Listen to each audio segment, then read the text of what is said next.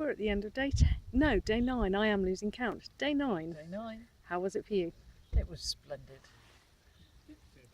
You will recall, keep up, that today was a 2-hour AAT starting at Linnets. Yes. Yeah, almost unforeseeable. Again, I mean, today the issue yesterday was it's going to take an awfully long time to brew up, and then it'll go a bit spready outy, and that'll cut it off. Today it's a little bit more unstable. It's going to take not as long to brew up, but then it really will brew up, and it will go Bang. rush bang wallop. Like So that. yesterday was the wait as long as possible, and if you don't start till 3 o'clock, that's probably a good thing. Wait till those queue wait for them. Yeah. Today it was can we possibly get into a position to start? And so today it was actually quite good to be on the front row, and we got ourselves into a good position to start, all three of us, fairly early on. And in fact, by the time we were ready to start, because the day didn't in fact brew up as quickly as expected, so we were hoping to launch at 12, we actually launched at, was it 1 or 1:15? We could already see on the north edge of the first sector, there was huge, great towering queue, towering up. It was so dark underneath you couldn't really see whether it was raining or not, but it was sort of murky in the way that suggested it was. It wasn't showing on the rainfall radar, but because there's a bit of a delay, you don't get the quite real time. And so anyway, we basically headed for that with the intention of shimmying off to the right as we got to it, because it was broadly where we wanted to go, and it was just the heaving line. And we got a nice run, and we just kept clear of the rain, and just before the back of the edge of the first sector, where we definitely wanted to go, on the grounds it was going to get showerier later. So I mean, in principle, you always go to the back of the first sector to give yourself options later, particularly if it's going to be showery.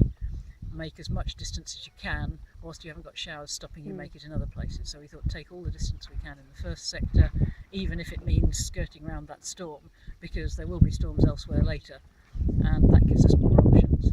So we had the wind a little bit behind us, such wind as there was, not very much, so we wanted to climb when we were not quite at the sector edge. And so there was this nice looking cloud coming in there, and as I banked into it, banked and pulled, nonetheless I banked and pulled quite hard, but the nose of the glider was just banged up like this, and I believe my transmission was sort of just a hysterical peal of laughter, followed by the others going "Gaw!"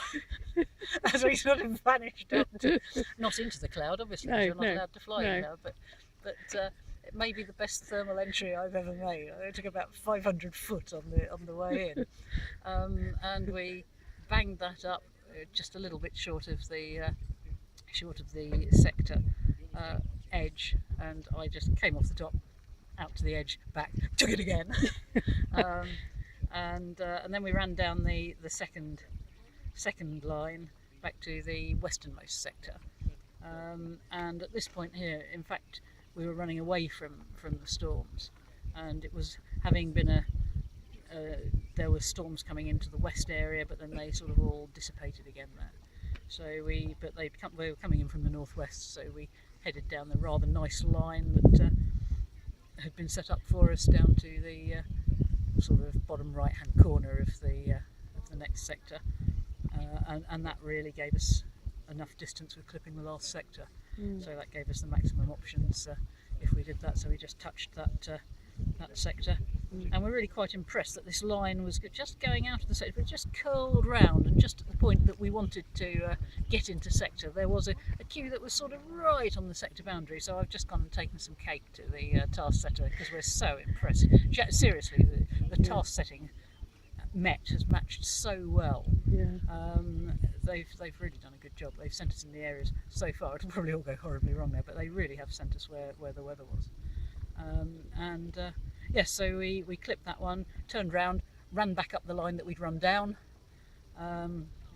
and made ourselves a bit more southing to get ourselves a nice bit of geometry. And up ahead it was all looking, there were a lot of showers out to the right of us, there were showers up ahead of us, so we sort of inched south to a nice queue in the sunshine over Hilava town, and at that point there again cloud base was sufficiently high that we were just about one more run and a sort of pull up under a heaving queue the other side, and it didn't really matter what happened after that. Brilliant. Nice run home. Same as yesterday, where we had a nervous minute or two as all the excess height faded away. We got quite all three of us got quite a stiff bad run coming home, but actually there was still a lot of energy in the air, so it wasn't an issue. And we steamed in, I think, a couple of minutes over, so timing good, generally doing well on the way around. We took one or two too many tries up the middle leg, and lost a little bit there, which is why I think we haven't quite won the day, but very tidy performance, I'd have said. Yeah, brilliant. Well, Yeah. thank you for your attention, Yeah. and speak to you tomorrow. Yes. Bye. Bye.